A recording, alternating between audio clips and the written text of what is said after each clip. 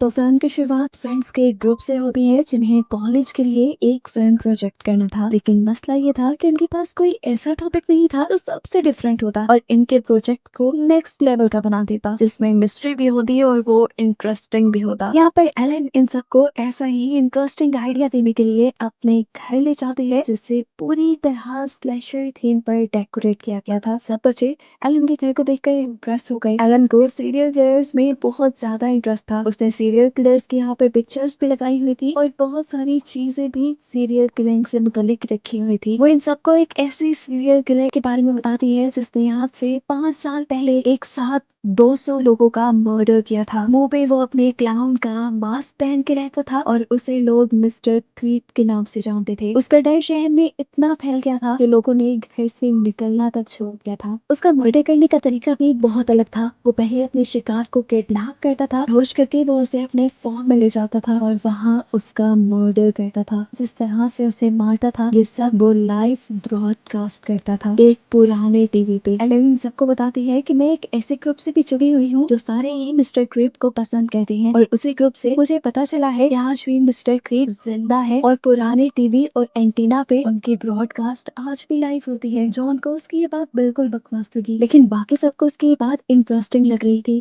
अगर ये कहानी भी थी तो इसका टॉपिक बहुत मजे का था। इस पर ये लोग फिल्म बनाते तो 100% हिट होती। इसी सब चक्कर में ये लोग एक पुराना टीवी अरेंज करते हैं और एक एंटीना भी। जो उनको भी लग रहा था कि ये सारी मेहनत उनकी बेकार जाएगी, लेकिन हैरान तो वो तब हुआ जब उनके एंटीना ने मिस्टर क्रीप का चैनल कैच कर लिया और वहाँ सच में आज भी एक लाइव ब्रॉडकास्ट चल रही थी। इस लाइव ब्रॉडकास्ट में ये लोग मिस्टर क्रीप की एक ब्राउनी सी डॉल को देखते हैं जो मिस्टर क्रीप अपने शिकार के पास रखता था। आज भी मिस्टर क्रीप ने एक आदमी को पकड़कर उसे मार डाला। वो मिस्टर क्रीप के बारे में और रिसर्च करने में इंटरेस्टेड हो जाते हैं। एलन इन सबको एक इंटरेस्टिंग और शॉकिंग न्यूज ये भी देती है कि मिस्टर क्रीप को जिस जेल में रखा गया था, एक दिन अचानक उस जेल में आग लग गई और उस पुलिस स्टेशन से सारे के सारे पुलिस ऑफिसर्स भाग गए, यहाँ तक के कैदी भी भाग गए। उस दिन के बाद से उस पुलिस स्टेशन को हमेशा के लिए बंद कर दिया गया था। लेकिन इससे भी ज्यादा मजे की बात ये थी कि वहाँ पर मौजूद सारी फाइल्स और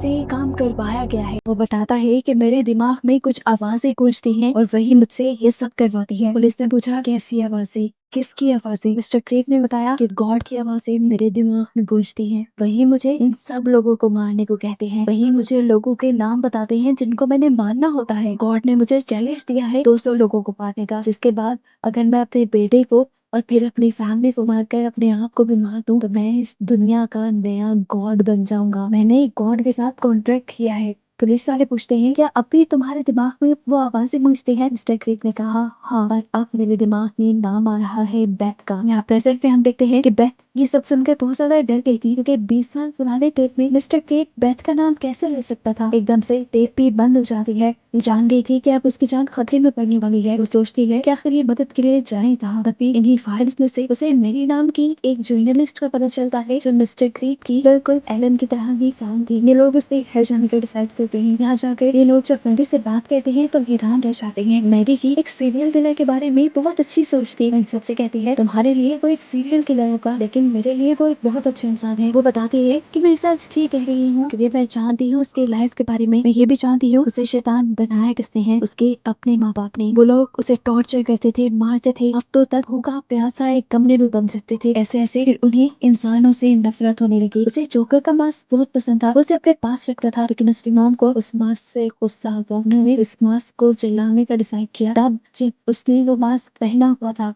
वो मास्क जल कर पिघल कर बिल्कुल उसके मुंह के साथ फिट हो गया। मिस्टर क्रिक का मुंह जल गया और वो मास्क हमेशा हमेशा के लिए उसके मुंह का हिस्सा बन गया। डॉक्टर्स ने उस मास्क को निकालने की बहुत कोशिश की, लेकिन जब वो नहीं निकला तो मिस्टर क्रिक को पूरी जिंदगी उस मास्क के साथ बितानी पड़ी। तब से मिस्टर क्रिक के दिल में सबके लिए नफरत पैदा होने लगी और उसने फैसला किया कि वो इस दुनिया का गॉड बनेगा। तब से उसके दिमाग में गॉड की आवाज गूंजने लगी और फिर मिस्टर क्रिक ने सब लोगों को मारना शुरू कर दिया। वो एक सीरियल किलर बन गया। वो उनसे कहती है मैं तुम्हारे लिए एक फाइल लेकर आती हूँ जो तुम्हारी डॉक्यूमेंट्री में तुम्हारी हेल्प करेगी। उसके जाने के बाद बेथ अपने साथी से कहती है कैसी पागल औरत है, एक सीरियल किलर को सपोर्ट कर रही है। उसकी ये बातें मैरी ने सुन ली थी। वो गुस्से में बाहर आई और उसने इन लोगों के ऊपर हमला कर दिया, क्योंकि इन्होंने मिस्टर क्रीप को बुरा भला बोला था। वो अब चाकू ले आई थी इन लोगों को मारने के लिए, इससे पहले कि वो